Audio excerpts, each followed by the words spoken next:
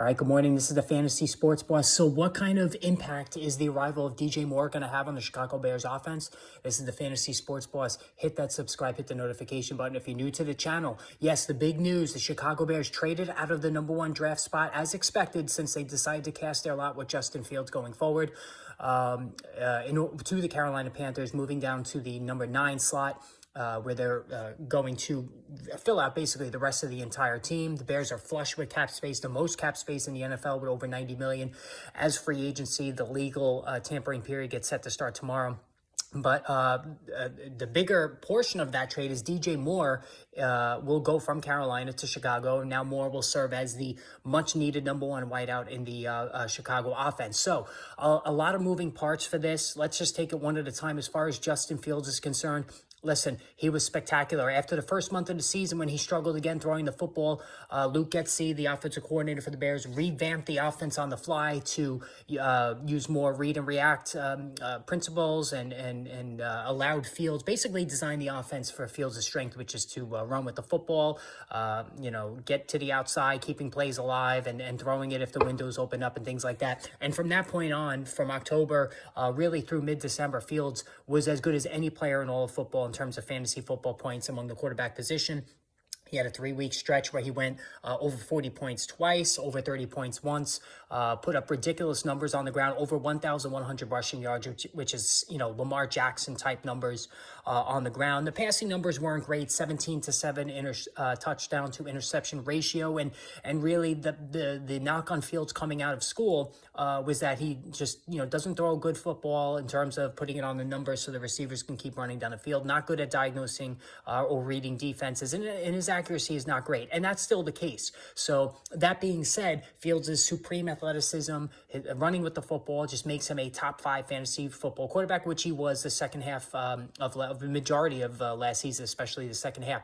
But the problems arose physically, health-wise, when he started to get dinged up. He had a concussion scare, had a shoulder issue, hip injury, multiple things that cropped up, to the point where when the fantasy football semifinals and finals arrived, the Bears offense again changed, not allowing Fields to run at all. And as a result, his numbers crashed and burned when his owners needed him the most. And that's the part that concerns me with Fields, is that if his running is curtailed, he doesn't throw it good enough to save his fantasy weekly performances. And again, the semis and the finals last season, he was terrible. And I was an owner of Fields. Now, luckily, I was able to win one of my 2 leagues with him, but still, it wasn't good. And without the running aspect of Fields, he borders on, almost a useless player because he just doesn't throw it good enough. However, the arrival of Moore should help mitigate that threat going forward. Moore is an excellent receiver. I've spoken many times on this channel how much I think DJ Moore is one of the most underrated receivers in all of football.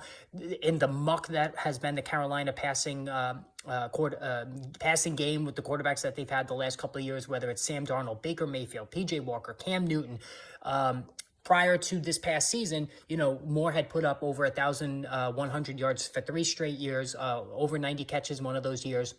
The touchdown numbers were never there, 4 touchdown receptions each of those seasons, those 3-year stretch from 2018 to 20 when he was an excellent high-end wide receiver too. But then last year, the bottom fell out just because the Panthers were just downright pathetic throwing the football.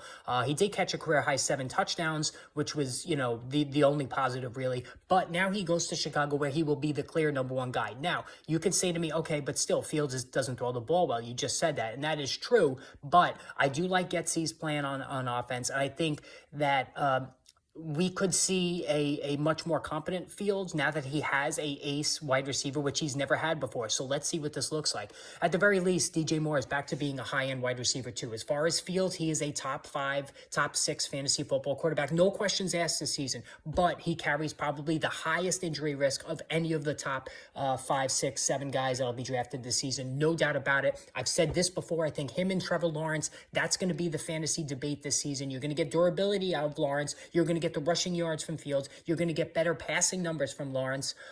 Certainly a better surrounding cast of help offensively for Lawrence, with Calvin Ridley joining Zay Jones and and Christian Kirk and Evan Ingram.